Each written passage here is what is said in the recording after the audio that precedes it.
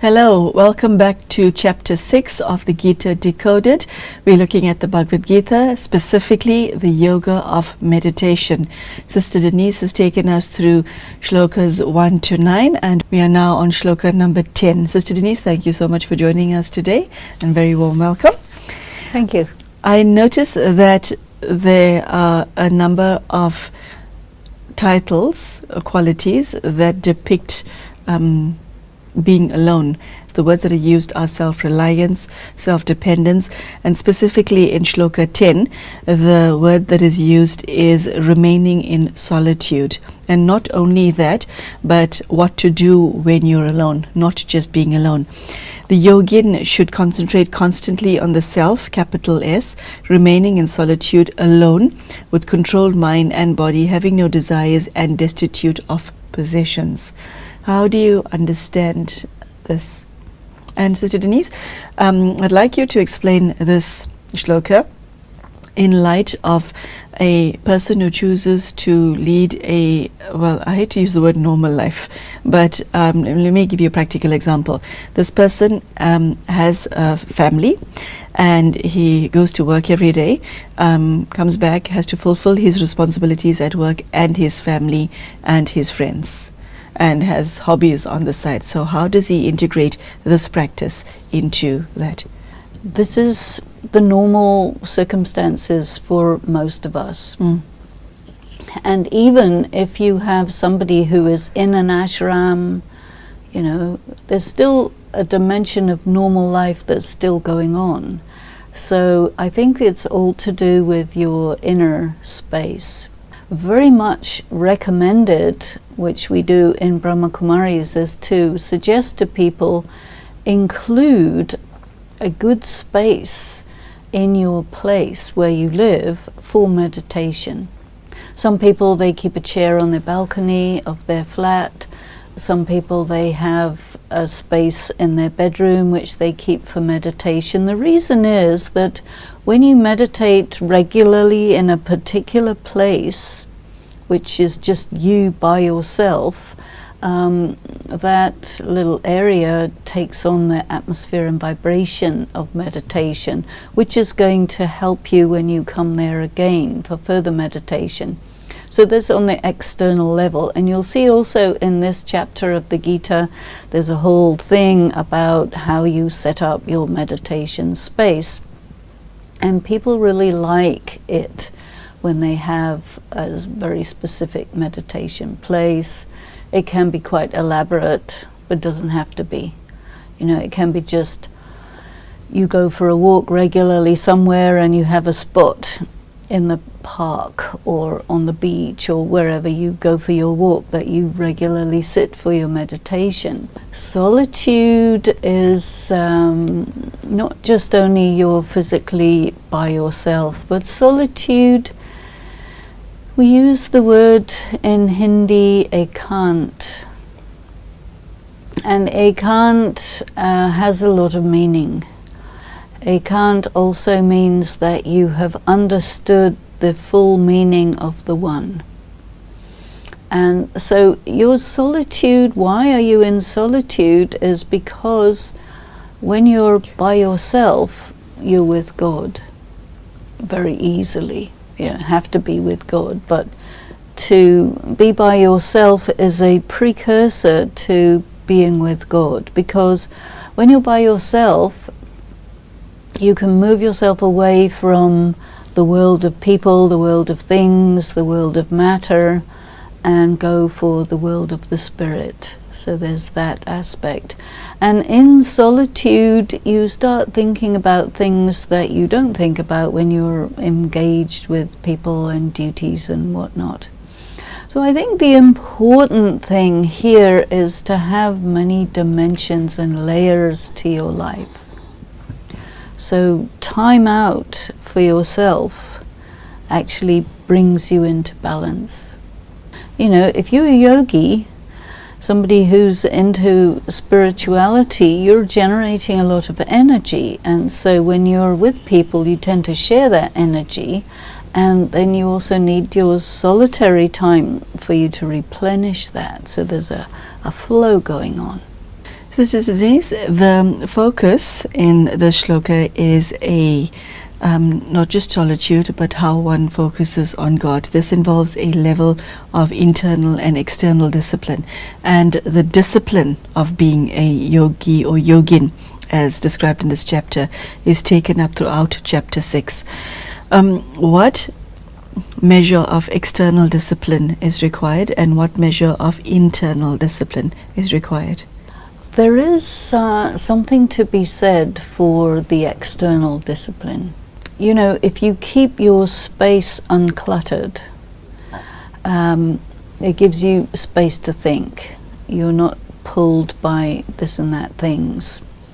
If you keep your time such that you don't have to rush to meditate, you know, that you've disciplined your use of time in the day, you discipline your space, you discipline your meetings and all of that, so that you really gaining time. A lot of people say, I don't have time for meditation. We don't have time for meditation because we don't discipline our use of time.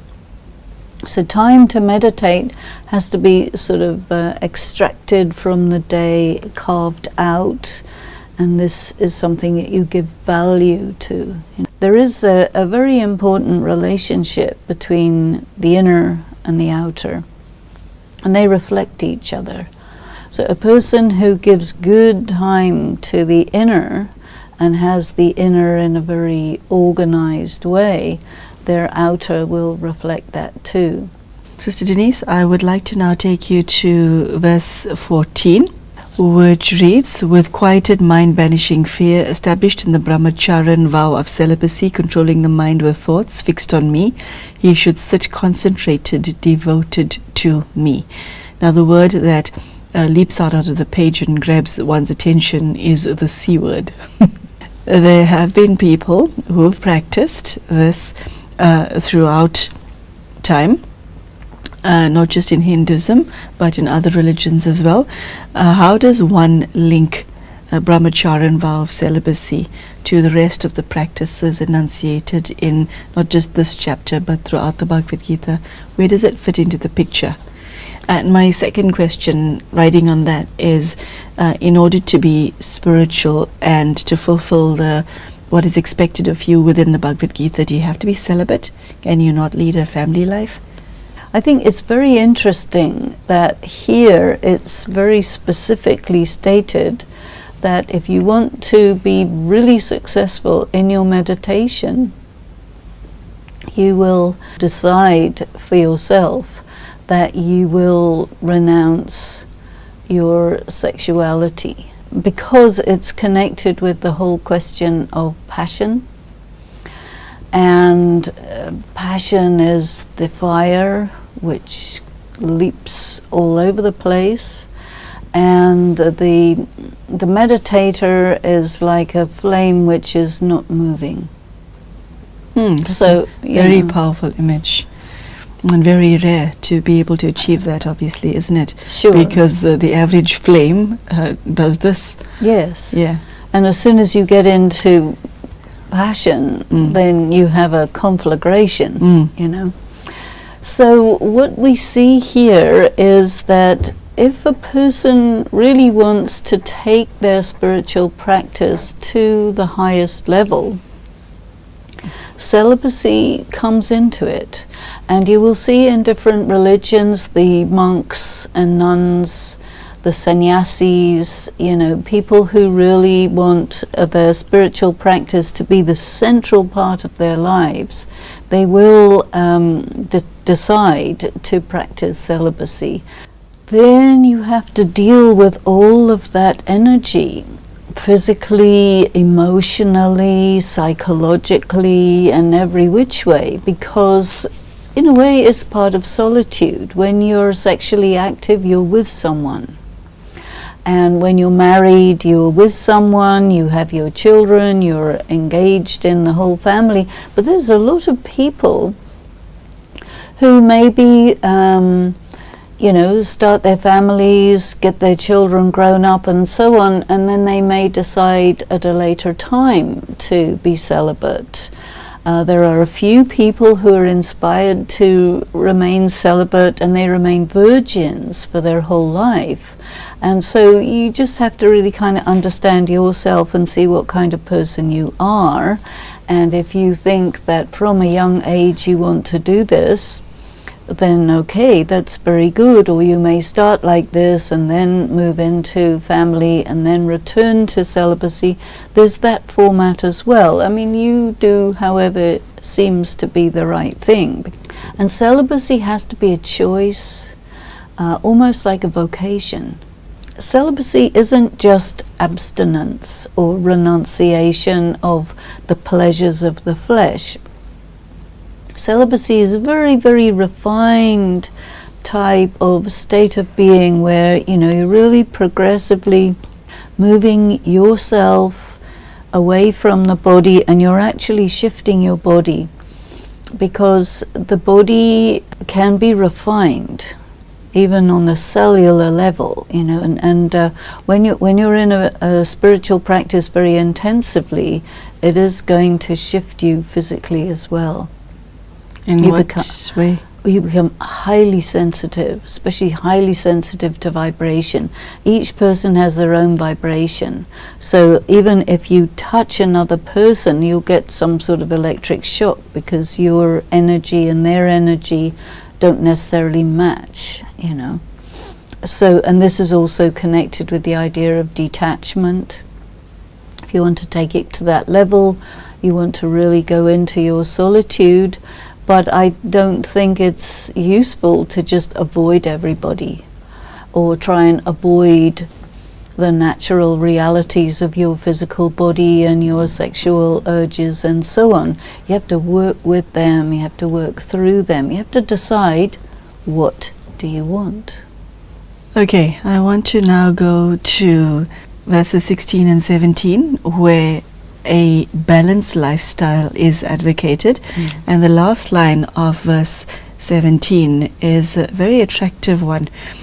For him who is moderate in food and diversion, whose actions are disciplined, who's moderate in sleep and waking, and there's other moderations mentioned in verse 16. It is said that yoga destroys all sorrow.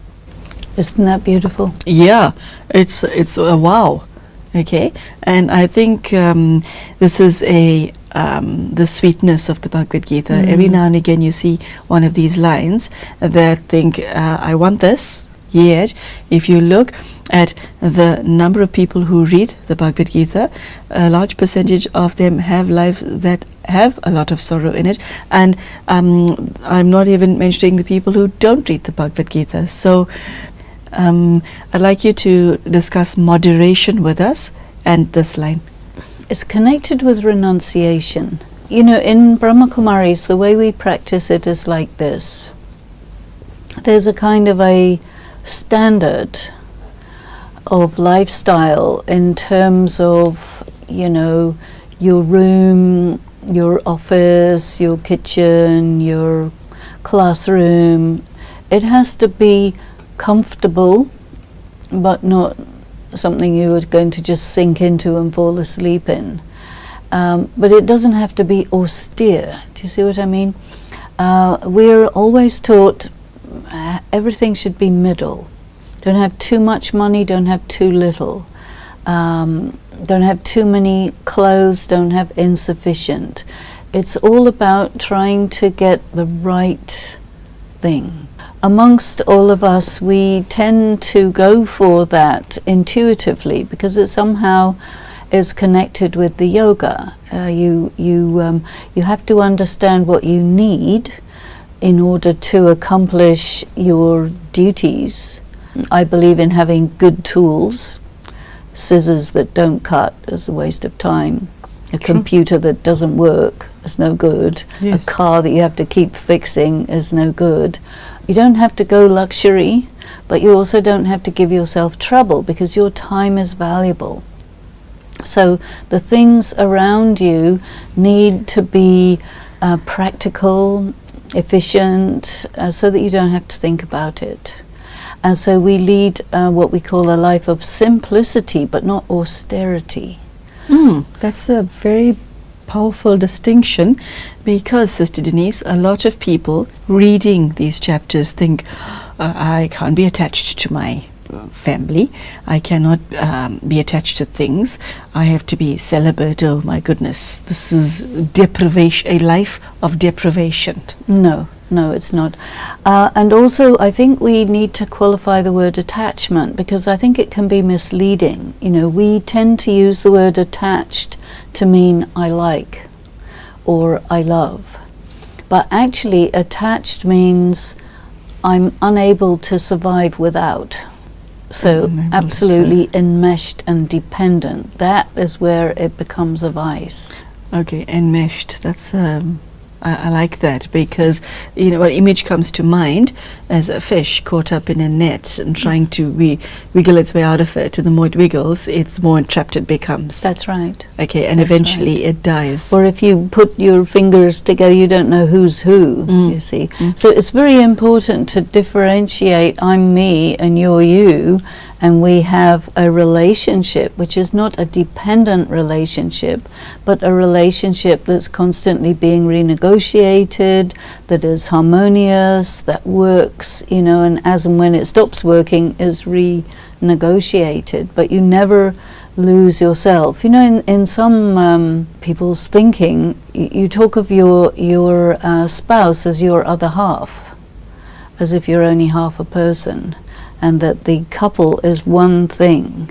You know, actually a couple is two people who interact and in a certain way that they have negotiated, so that there can be the full sustenance of a family. You see, a couple is not two half people becoming one couple. No, that's an enmeshment. That's a dependency. Sister Denise, now we're on the subject of attachment. This is what people want.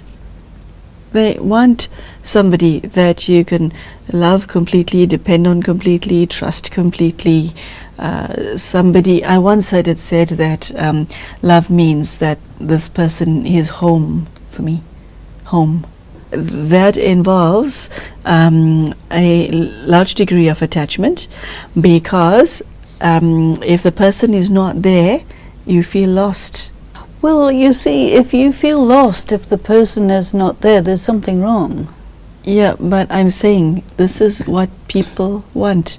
It releases oxytocin and it makes you feel good, and this is what we want. Then We want drug. our attachments. Then it's operating like a drug. Okay. And so the Gita says, don't go there?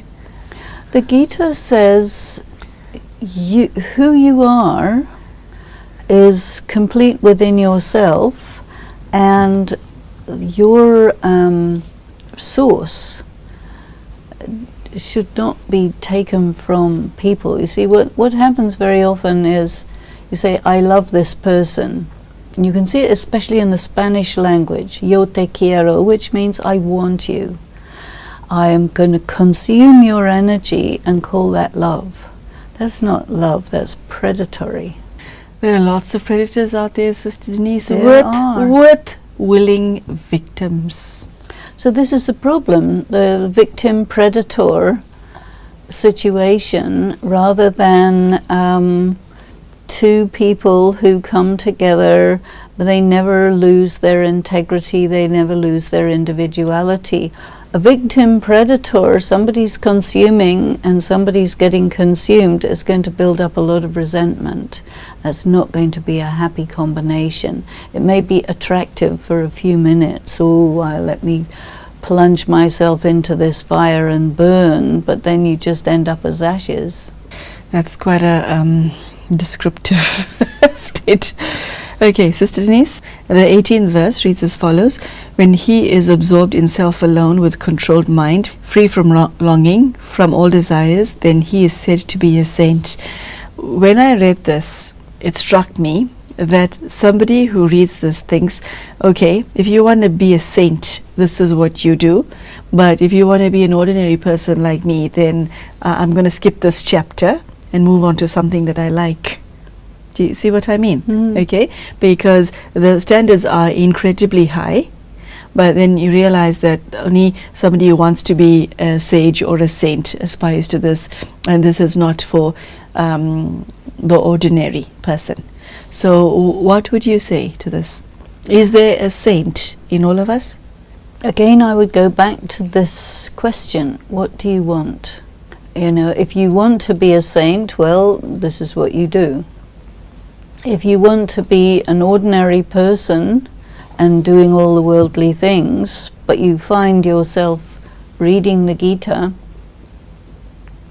does that inspire something in you to add a dimension of spirituality to your regular life? If so, you know, you have to see what you want to do and which bits of the Gita. I mean, for example, be your own best friend, not your own worst enemy. What's wrong with that? Yeah, what's wrong with that? So there are plenty of elements in the Gita which somebody who is leading a life which is very engaged in the world, they will say, yeah, this is going to add a good dimension to my life. And everybody's life changes time to time. And every so often something happens when you say, you know what, I really need the spiritual component to help me deal with this situation. Now, I remember when one of my family members' spouse became very, very dangerously ill. The first thing the family member did was to call me and say, you know, I need you at this time because this is a sort of spiritual critical moment. So if there wasn't somebody in our family who gives a lot of attention to the spiritual part, they'd have to look elsewhere, you see. But because I was there, the first thought was, okay, let's talk to her because she knows this stuff. Sister Denise, I now want to go on to verse 21, which reads, he knows that infinite happiness, which is grasped by the intellect and transcends the sentence, and established there, does not deviate from the truth. Tell us about happiness, which transcends the senses. That is very interesting to me, because if I look at the way, well, I function and most other people function, all of your experiences come from the body. What this implies is that you can have experiences that do not involve your physical body. This is news to a lot of readers. And I think, Sister Denise, with respect, a lot of people read it but just don't get it. Well, look at your mind. Your mind is one of the faculties of the soul, which means that your mind itself is non-physical. And all experiences that you have through your body are experienced in your mind, which is not part of your body. So that means already there is the body and not the body, because the body cannot have an experience. The mind experiences. So the mind is really locked into the body, the sense organs, and the object of sense perception. But at the same time, the mind is perfectly capable of sensing something which is non-physical. One thing that is very interesting, one of the ways that you experience happiness is when you understand something that you didn't understand before. That really brings you a feeling of happiness that's nothing to do with a sense perception. It's in your intellect, it's in your understanding. Then when you are having an interaction with discarnate God, God who is without a body, you can only do that by detaching from your body at the level of the mind and focusing your mind on that one. There you can experience in the mind directly, you can experience the love of God, the peace of God. That is not a sensory experience. That's beyond the senses. So this is what this shloka is talking about. As I hear you speak about God and your relationship with Him, I think we should do an entire episode on that subject alone, because it's every time you speak about it, it's just a taste. Not like the viewers to know fully what you mean by engaging with God in an asensorial manner, just using the mind. But we will postpone that for another day, because we have run out of time right now. So there you have it. Sister Denise has taken us through what is meant by solitude, what is meant by going beyond the senses and emanating experiences from within the self that have got nothing to do with the body. She's described what non-attachment means in respect of relationships. So this particular episode to me was extremely educational, and I hope you feel the same at home. And like with everything that's shared here, this is not theory. The Bhagavad Gita was never meant to be theory.